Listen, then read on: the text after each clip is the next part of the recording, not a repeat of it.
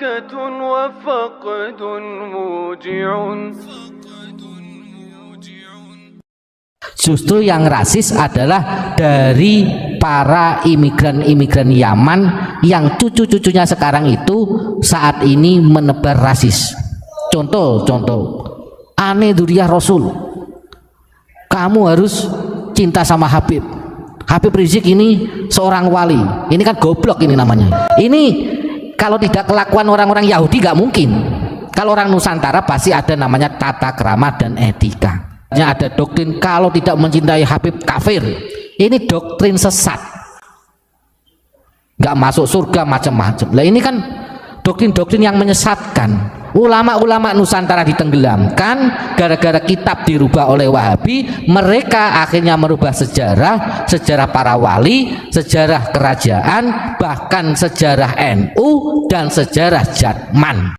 Selama ini para kiai tidak berani menyampaikan kebenaran apa yang sudah ada di kitab Ihya Ulumuddin, yakni apa?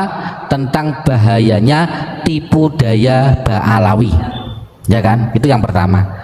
Kemudian golongan mereka ketika merasa terusik, ibarat rencana licik mereka sudah mulai tercium dan kebongkar habis-habisan, mereka menyerang balik dengan fitnah-fitnah yang sangat luar biasa. Ada yang memfitnah Wahabi, ada yang memfitnah termasuk tadi yang disampaikan rasis, ada. Dan justru yang rasis itu dari golongan mereka. Karena apa? Kita orang Indonesia, orang Nusantara dari dulu tidak pernah membeda-bedakan. Terbukti apa? Di sini Indonesia ada Bhinneka Tunggal Ika. Negara lain nggak ada, tapi Indonesia ada Bhinneka Tunggal Ika. Berarti apa? Indonesia tidak ada rasis. Justru yang rasis adalah dari para imigran-imigran Yaman yang cucu-cucunya sekarang itu saat ini menebar rasis. Contoh, Ane Duriyah Rasul, kamu harus cinta sama Habib Rizik, ini seorang wali. Ini kan goblok ini namanya. Ini penyesatan ini. Ini siapa yang ngomong? Itu ada videonya di YouTube. Namanya Habib Novel Al Idrus. Itu Solo. Sedangkan dia sendiri di Solo itu numpang. Tetapi lupa ketika dia ibaratnya dikasih hati jaluk rempelo. Iki kalau orang Jawa, Pak. Tapi karena sudah kebangetan, saya sebagai orang Jawa Tengah, saya harus berani menyampaikan karena ini doktrin yang sangat menyesatkan. Kalau seorang wali jelas selalu mendoakan kebaikan kepada setiap umat atau makhluk ciptaan Allah. Itu salah satunya.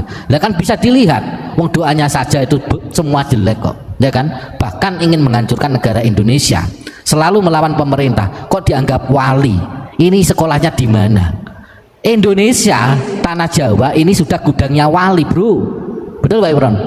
Hampir setiap desa ini banyak walinya. Tetapi karena doktrin-doktrin mereka itu ingin menenggelamkan termasuk Wali Songo, Duriyah kerajaan, bahkan sampai ke ulama-ulama Nusantara. Contohnya, mohon maaf, di area makam Sunan Bonang, ya kan, dulu tidak ada makam namanya Habib Al-Jufri, Al-Kaf atau Al-Siapa.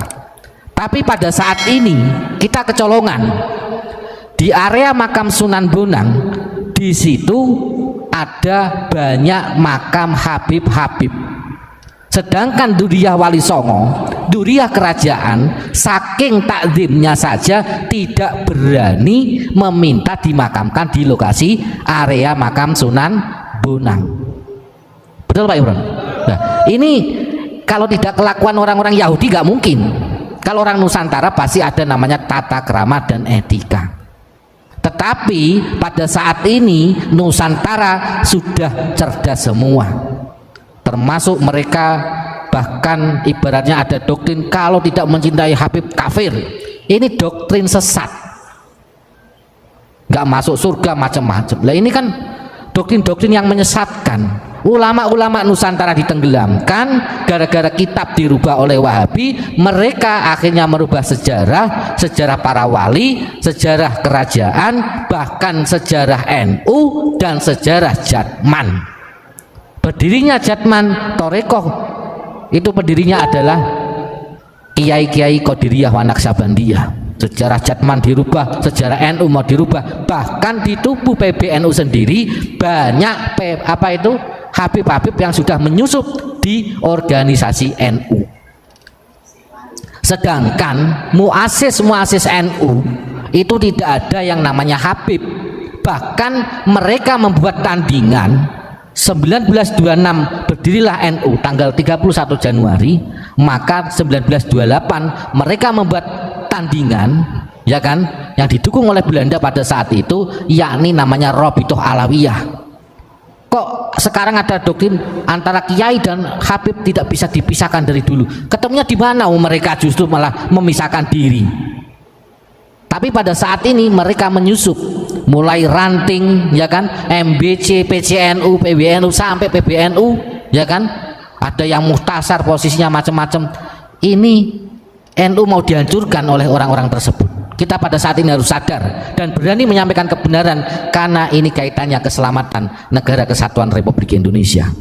Mereka sudah berani terang-terangan menghina para kiai, menenggelamkan para pahlawan, para alim ulama, dan bahkan mengakui Indonesia milik Tarim, Jawa milik Tarim. Ini kan kurang ajar, Pak Imron. Kalau dibahas ini memang sampai pagi sampai subuh pun tidak akan pernah selesai, Pak Imron. Nah, gimana Pak Imron? Ini terspesial buat Kang Ridwan. Setuju enggak kalau Indonesia atau khususnya Pulau Jawa ini miliknya Tarim? Tolong Kang Ridwan 212 jawab di kolom chat. Indonesia atau Pulau Jawa ini miliknya Tarim. Setuju enggak sampean? Kalau sampean setuju berarti sampean bukan keturunan dari Nusantara. Ya. Berarti sampean sendiri punya etikat untuk menenggelamkan daripada leluhur panjenengan sendiri. Jangan-jangan nanti Ki Ageng Grebek diganti juga namanya. Ini yang sudah terjadi, seperti Ki Ageng Penanggungan diganti. Kenapa kita diam? Nah, ini tolong Kang Ridwan kalau masih station dijawab di kolom chat ini, setuju enggak kalau Indonesia atau Pulau Jawa ini diakui miliknya Tarim? Dijawab. Jangan bisa mengkritisi, tapi saya juga bisa mengkritisi daripada apa yang Anda lakukan. Artinya apa? Kita berusaha jangan sampai leluhur kita ditenggelamkan oleh orang-orang yang mempunyai kepentingan untuk merusak daripada Indonesia ini. Kalau jenengan nggak berani jawab, berarti jenengan mengakui bahwasannya Indonesia miliknya Tarim ini salah, Jawa ini miliknya Tarim salah. Kalau jenengan nggak berani jawab, kalau berani jawab hebat. Berarti Anda bukan orang Nusantara, nggak pantas pakai KTP yang berlogokan Pancasila. Harusnya Anda tinggal di Yaman yang kedudukannya Tarim. Terima kasih. Ya, Pak Imron semangat sekali ini. Semoga beliau selalu diberikan kesehatan. Amin.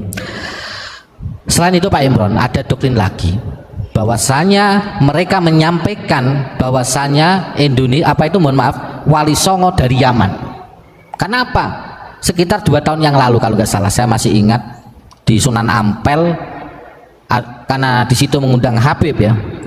Beliau menyampaikan, Habib tersebut itu menyampaikan bahwasanya Sunan Ampel ini dari Yaman.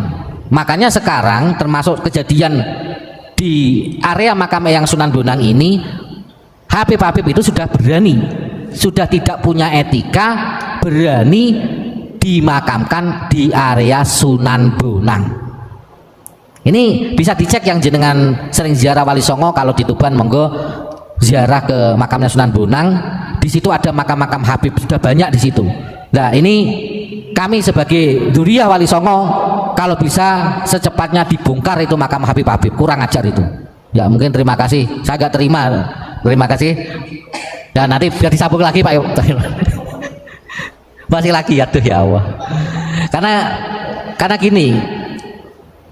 Sekarang itu memang oknum-oknum Habib, dan bisa dikatakan sudah menyeluruh ya sampai ke pelosok-pelosok desa. Kenapa di Tulungagung ada petilasannya Pangeran Benowo juga diganti Al-Muhdor? Karena di Tulungagung ada Habib yang bermarga Al-Muhdor, pasti akan diganti sesuai dengan marganya. Lah wong Pangeran Benowo ini trah kerajaan asli, trah Wali Songo, kok Habib berani-beraninya merubah menjadi Al-Muhdor. Kamu-kamu itu, kalian-kalian itu harusnya sadar, di Indonesia itu dibawa oleh Belanda. Termasuk Utsman bin Yahya ini adalah penjahat yang ada di Indonesia ini. Ini harus dipertegas dan harus dijadikan sejarah bahwasanya Utsman bin Yahya adalah penjajah yang berkedok agama di Indonesia. Kenapa seperti itu? Karena gara-gara fatwanya Utsman bin Yahya banyak kiai-kiai di Banten yang meninggal dunia. Itu ada kejadian geger Cilegon. Makanya kita saat ini harus sadar, yang mbah-mbahnya adalah seorang pahlawan, teruskan perjuangan leluhur jenengan, seorang pahlawan yang dulunya berani menaruhkan jiwa dan raganya, hartanya, bahkan nyawanya untuk bangsa Indonesia ini. Yang leluhur jenengan dari kerajaan ataupun Wali Songo, kita saat ini harus bersatu. Indonesia ini diobok-obok oleh Habib Yahudi Yaman. Gus, nah gimana Pak? Pertanyaannya, kalau ulama-ulama kita di era sebelum kemerdekaan banyak yang dipantai Belanda, seperti yang barusan disampaikan, kalau dia katanya ikut merumuskan Indonesia, satu tokoh saja dikedepankan, siapakah? Habib yang terbunuh yang melawan Belanda. Bisa ditulis di kolom chat bahwasanya Habib si Anu bin Anu meninggal di saat 10 November misalkan. Kalau ada, setahu saya sih nggak ada, setahu saya nggak ada. Ketika Indonesia di dalam keruh, mereka sembunyi. Di saat aman dan damai, mereka berkata, akulah harimau. Hanya pengakuan-pengakuan yang sangat-sangat ironis. Di saat ini dianggap ulama-ulama Nusantara sudah tertidur lama, ternina bubukkan. Mereka seenaknya sendiri, makam-makam leluhur banyak yang dipalsukan. Kalian-kalian yang menjadi anak-anak Nusantara, kalau nggak terpanggil, di manakah hati nuranimu? Bahkan kalau kalian membela dia mati-matian, hatimu di mana? Kita nggak rasis, minimal ada rasa sakit hati ketika leluhur kita dihabisi oleh kelompok mereka. Nah ini Ustadz Kholis kayaknya udah lumayan. Tadi saya nyimak bahasanya Pak Imron kan, tolong sebutkan satu nama Habib yang terbunuh ketika 10 November. Itu kan melawan Belanda ya Pak? Iya. Nah, bagaimana mau terbunuh? Kan beritanya kan ada anggaran 100 golden dari Belanda kan, itu diberikan kepada Mufti Batavia. Betul. Nah, itu betul kan Pak? Iya. Nah, itu kan tidak bisa dihapuskan dari sejarah, bahkan dari klan yang menulis sejarahnya kalau menerima 100 golden itu siapa itu yang nulis Pak? Yang dari klan Senok Jorjen itu, beliau sendiri menuliskan bahwasanya per 1 bulan apa per 1 minggu, per 1 bulan itu beliau memberikan 100 golden kepada Mufti Batavia. Itu kan sebetulnya sudah jelas, sejarah sudah mengungkap jelas. Tapi kenapa pertanyaannya sekarang kok masih dibela? Masih dibela bahwasanya Mufti Batavia itu memang tidak pro dengan Belanda. Itu dengan alasan apa? Monggo Pak. Ini kalau di dalam sejarah mereka yang menyampaikan bahwasanya Utsman bin Yahya itu diangkat oleh para ulama Indonesia. Kenapa? Karena yang mengusulkan untuk mengangkat menjadi Mufti Batavia yaitu Senok Jorjen kepada pihak Belanda. Artinya Utsman bin Yahya diangkat menjadi Mufti Batavia itu tidak ada campur tangan daripada ulama-ulama Nusantara.